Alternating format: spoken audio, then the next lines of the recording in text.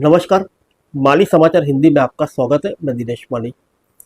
घोटाला दिल्ली का, तो इसमें दक्षिण की कविता का नाम कैसे आया?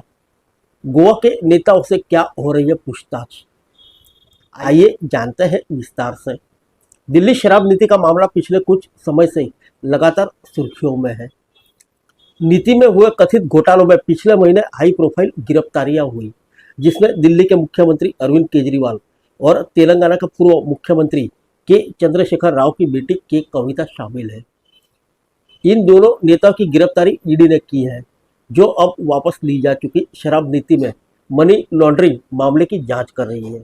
फिलहाल दोनों नेता न्यायिक हिरासत में हैं। इस बीच सोमवार को दिल्ली उत्पाद शुल्क नीति मामले में राउस एवेन्यू कोर्ट ने कविता को अंतरिम जमानत याचिका खारिज कर दी। शराब नीति भले ही दिल्ली के लिए थी, लेकिन इसमें हुए कथित घोटालों में ईडी ने दक्षिण से लेकर गोवा तक तार जोड़े हैं। जहां साउथ ग्रुप को घोटाले का प्रमुख लाभकारी बताया था, तो वहीं यह दावा भी है कि घोटाले से कमाई की गई राशि गोवा विधानसभा चुनाव में इस्तेमाल हुई थी। गोवा आप इकाई के नेताओं से भी इस मामले में पूछताछ हो चुकी है। आइए जानते हैं कि आखिर शराब घोटाला है क्या, नई शराब नीति क्या थी, इसमें किस तरह के भ्रष्टाचार के आरोप थे। शराब घोटाला दिल्ली का, तो दक्षिण की के कविता का नाम इसमें क्यों आया? गोवा के आम आदमी पार्टियों से भी क्यों हो रही है पूछताछ? सबसे पहले जानते हैं आखिर कथित शराब नीति घोटाला क्या है। कोरोना काल के बीच दिल्ली की आम आदमी पार्टी की सरकार ने दिल्ली आबकारी नीति 2021-22 लागू की थी। इस शराब नीति के कार्यान्वयन में कथित अनियमितता की शिकायतें आई, जिसके बाद उपराज्यपाल ने सीबीआई जांच की सिफारिश की। इसके साथ ही दिल्ली आबकारी नीति 2021-22 सवालों के घेरे में आ गई। हालांकि नई शराब नीति को बाद में इसे बनाने और इससे कार्रवाई में अनियमितता के आरोपों के बीच रद्द कर दी गई। आइए जानते हैं जांच कैसे शुरू हुई। सीबीआई ने अगस्त 2022 में इस मामले में 15 आरोपियों के खिलाफ नियमों के कथित उल्लंघन और नई शराब नीति में प्रक्रियागत गड़बड़ी के आरोप में एफआईआर दर्ज की। बाद में सीबीआई द्वारा दर्ज मामले के संबंध में ईडी ने पीएमएलए के तहत मनी लॉन्ड्रिंग के एक मामले की जांच शुरू की। ईडी और सीबीआई दिल्ली सरकार की नई शराब नीति में कथित घोटालों की अलग अलग जांच कर रही है। ईडी नीति को बनाने और लागू करने में धन संशोधन के आरोपों की जांच कर रही है। वहीं सीबीआई की जांच नीति बनाते समय हुई कथित अनियमितता पर केंद्रित है। आइए जानते हैं अभी तक कितनी गिरफ्तारियां हुई। दिल्ली शराब नीति अनियमितता मामले की जांच कर रहे दोनों एजेंसियां सीबीआई और ईडी ने अब तक 15 से अधिक लोगों की गिरफ्तारी की। 6 आरोप पत्र दायर कर चुकी है। इसके अलावा ईडी ने इस मामले में अब तक 128 करोड़ रुपए से अधिक की संपत्ति कुर्क की है।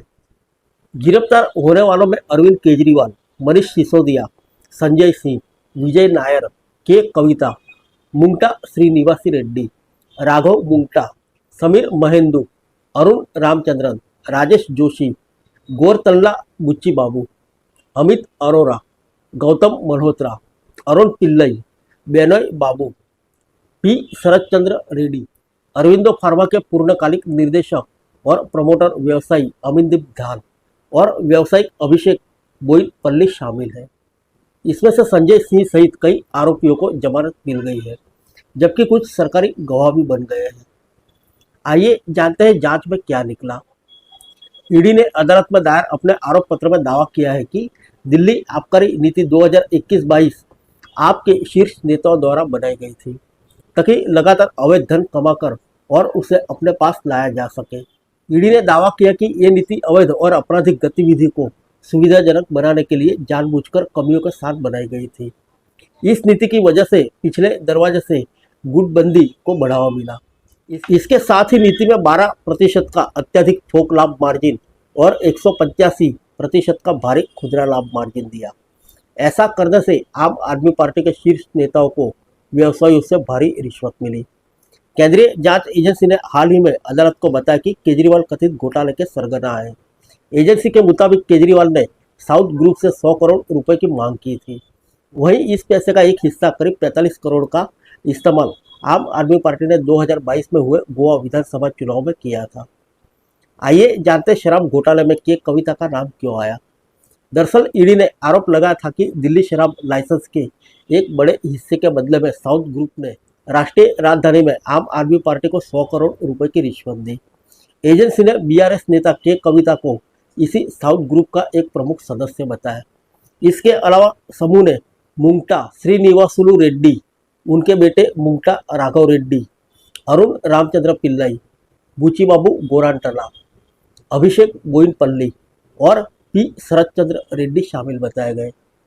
ईडी ने दावा किया कि के कविता के अन्य लोगों के साथ मिलकर दिल्ली शराब नीति घोटाले में लाभ पाने के लिए अरविंद केजरीवाल और मनीष सिसोदिया के साथ मिलकर साजिश रची।